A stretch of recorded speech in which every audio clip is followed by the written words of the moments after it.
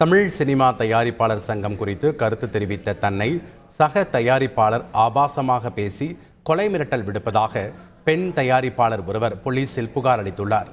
பிரபல தயாரிப்பாளரான சிவசக்தி பாண்டியனை செக் மோசடி வழக்கில் நுங்கம்பாக்கம் போலீசார் கைது செய்து சிறையில் அடைத்தனர்.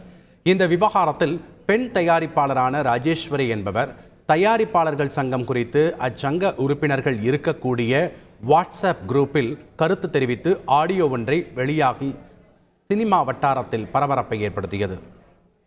ஆனால் ஒன்று தெரிஞ்சுக்கோ, எந்த தயாரிப்பாளர்களும் சின்னவங்க பெரியவங்க யாராக இருந்தாலும் சரி வாழ விட மாட்டானுங்க. ஆனால் ஒரு 10 பேர் இருக்கிறாங்கன்னா 5 பேர் ரொம்ப நல்லவங்களாக இருப்பாங்க, 5 பேர் பணத்தில் காசு வாங்குறவங்களாக இருப்பானுங்க. அதனால எந்த தயாரிப்பாளர்களையும் வாழ விட மாட்டாங்க. நல்லது செய்கிற மாதிரி செஞ்சுக்கிட்டு குழியை நோண்டி தள்ளி மீறுவாங்க.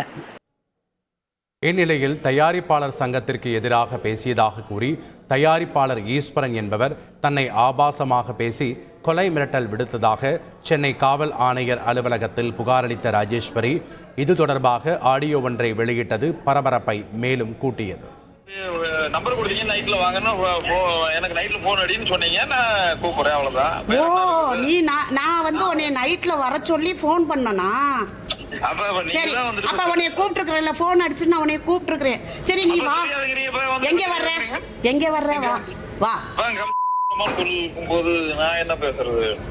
சரி, நீ என்ன வேணாலும் பேசு, கெட்ட வார்த்தையில பேசு, என்ன வேணாலும் பேசு, என்ன வேணாலும் செய்யி, என்ன வேணாலும் செய்யி. நான் வந்துட்டு இல்ல, அவ்வளவுதான். அப்படியா? சரிப்பா, வெரி குட்ப்பா. இது சாரு விட்ட கூட்டா வரும், அப்படின்னு கூட்டா வரும் அப்படிங்கிற மாதிரி நீ உங்ககிட்ட கூப்பிடுறேங்கிறது எனக்கு தெரியுமா? இந்த தவறான விஷயம் எல்லாம் பண்ணக்கூடாது, இதை செய்யாதேன்னு சொல்றேன், அவ்வளவுதான். சூப்பர். நீ வேணா இந்த கேஸ் கொடு, நாளைக்கு கோர்ட்டுக்கு போவேன். எந்த படத்தை பேசி தீக்கல சொல்லுங்க. பேசி தீக்குறாங்க. கோர்ட்டுக்கு போனால் கூட என்ன சொல்கிறாங்க, தயாரிப்பு சங்கத்தில் தீர்த்துட்டு வாங்கங்கிறாங்க. அந்த மாதிரி தயாரிப்பு சங்கத்துக்கு அவ்வளோ மரியாதை இருக்குது. அப்புறம் ஏங்க வந்து ஒவ்வொரு தயாரிப்பாளரும் உள்ளே போகிறாங்க? எங்களுடைய வழியை பேசுகிறது தப்பாங்க.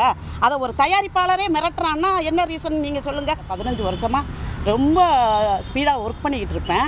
ஆனால் பெண்ணுன்னு பார்க்காம அவ்வளோ அசிங்கமாக அதுலேயும் வேற நிறைய தயாரிப்பாளர்களை அசிங்கமாக பேசுகிறது, அசிங்கமாக இது பண்ணுறது. அந்த ஆள் வந்து குடும்பம் இல்லை, தெருவில் படுத்து கிடப்பாப்புல ஈஸ்வரன். எங்கேயாச்சும் ஓடி போயிடுவாப்புல, இங்கேருந்து எங்கேயாச்சும் ஓடி விடுவாப்புல. அந்த மாதிரி நிறைய தயாரிப்பாளர்கள் பாதிக்கப்பட்டிருக்கிறாங்க அந்த ஈஸ்வரனேட்டு.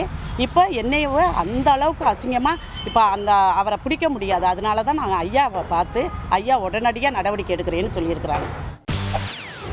செய்திகளை உடனுக்குடன் தெரிந்து கொள்ள உடனே சப்ஸ்கிரைப் பண்ணுங்க.